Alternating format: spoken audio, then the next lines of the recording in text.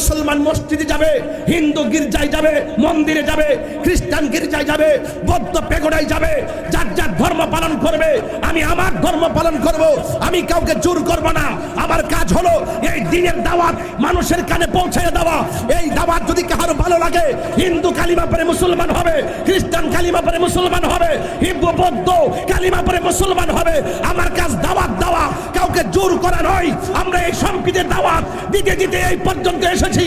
আমরা একমাত্র শান্তিপ্রিয় দল, এই দেশের ধর্ম বর্ণ নির্বিশেষে সকলকে নিয়ে এই দেশটাকে সুন্দর করে সাজাতে চাই। কথা বলে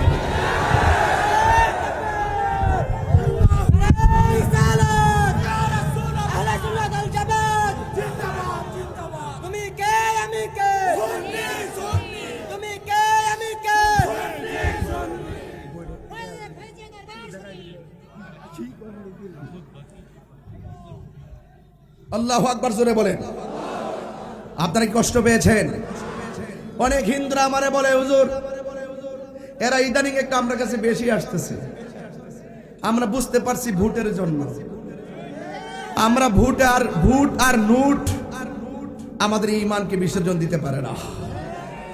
নোট এবং ভোট স্বার্থের ভোট, ক্ষমতায় যাওয়ার জন্য, চেয়ারে যাওয়ার জন্য, নিজের দেশের অস্তিত্বকে জলাঞ্জলি দিয়ে, নিজের ব্যক্তিত্বের অস্তিত্বকে জলাঞ্জলি দিয়ে, নিজের ধর্মকে জলাঞ্জলি দিয়ে আপনি ভোটে যাবেন, ওই চেয়ারে যাবেন যারা নিজের ব্যক্তিত্বকে নীতিকে বিসর্জন দেয় অর্থের কাছে, এবং যারা কুরআন সুন্নাহর কথার অপব্যাখ্যা করে ক্ষমতা যাওয়ার জন্য যারা বিভিন্ন কৌশল অবলম্বন করে।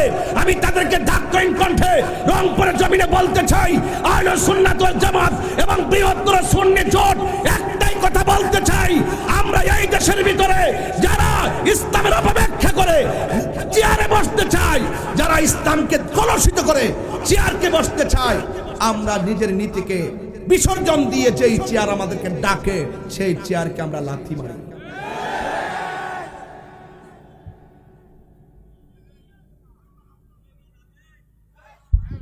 বাবা জান, আপনার কি কষ্ট হচ্ছে? আরো জোরে কষ্ট হচ্ছে? আমার একটু কষ্ট হচ্ছে, কারণ আমি তো সোজা এসেছি আপনার স্টেজে। কথা বলেন ঠিক কিনা? গত রাত্রে 2টা প্রোগ্রাম করে আপনাদের রংপুরে এসে আপনাদের মহব্বত দেখে খুদার কথা বলে গেছি। এরপর আবার আমার লাইফ পার্টনারকে ডায়মন্ডের গিফট করা হয়েছে। আজকে তো বাড়িতে যাওয়ার পরে অনেক ধরনের কথা বলে তারপরে এটা সারপ্রাইজিং করবো ইনশাআল্লাহ। তুমি আসো কেন? তোমার কি 12 বছর পূর্ণ হয়েছে? তাহলে তুমি আসলে কেন?